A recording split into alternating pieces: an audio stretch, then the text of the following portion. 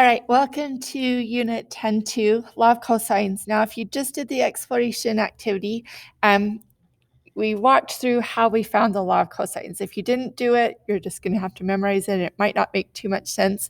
But the law of cosines, the reason that we have to have the law of sines and the law of cosines is because if you'll remember, the law of sines only worked to find missing sides if you knew two angles. So if you knew an angle, side, angle, you could find another side, any of the other sides using this. Or if you knew an angle, angle, side, you could find that. So this was the law of sines that works for those two cases.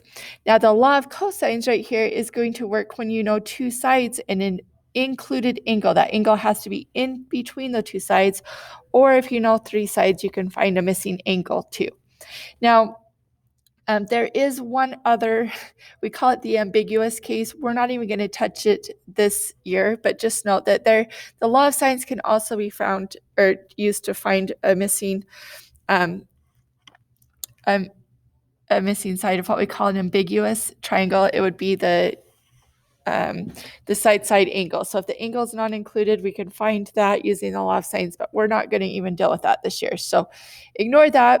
But if you're given a triangle that had a side and an angle and a side, notice right down here, here's our side, and it's the angle that's right in between them, then you can use the law of cosines to find anything missing.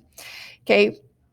All right. So law of cosine says this. It says one of them says a squared is equal to, and we just memorize this. So if you use a squared on this side, you're going to use b squared plus c squared over here, but you're going to subtract 2 times b times c times the cosine of the angle A right there.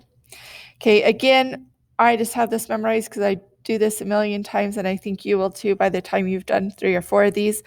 But if you use b squared over here, basically it just depends on how you label your triangle. So if you label your triangle right, you'd only need one of these to use the whole time. Okay, so b squared, I'm going to have an a squared plus a c squared minus 2 times a times c times the cosine of b. And then last one right here, c squared. Again, use your other 2 letters, so a squared plus b squared minus 2 times a times b times the cosine of c right there. So they're really the same formula. It's just we have them that you can solve no matter how you label your triangle. So when we come down here, the first thing that you've got to do is label that triangle. That's probably the most important thing, just like law of sines. Doesn't matter where you have them, but you're just going to call them A, B, and C. Please note that when you go across from A, this side has to be little a. Go across from angle C, that has to be little c. Go across from angle B, and that has to be our little b. All right. So now when we're trying to figure out which formula to use, all you have to do is look at what's missing right here. So that x is what's missing. That is our a.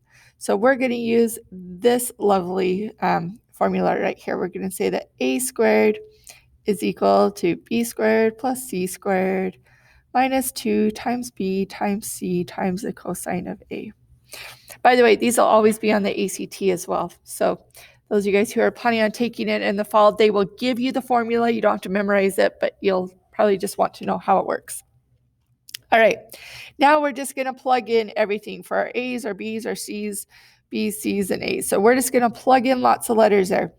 A, little a was our x. That's what we're trying to solve for. So we're going to say x squared is equal to little b, which is 9 squared, plus little c, which is 23 squared, minus 2 times b, which was 9, times 23, or c, which is 23, times the cosine of angle A, which is 71 degrees. Whew. But guess what?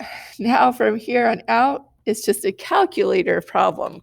All I'm going to do, I'm going to put this in exactly as it's written right there. I'm just going to plug that straight into my calculator. So I have an x squared, I have a 9 squared added to 23 squared minus 2 parentheses 9 parentheses 23, and then the cosine of 71.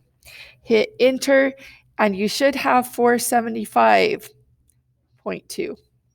If you don't, then go ahead and make sure that your calculator is in the mode of degrees. Okay, we gave it to the angle measure in degrees, not radians, so make sure to change that to degrees. All right, last thing, you're not done.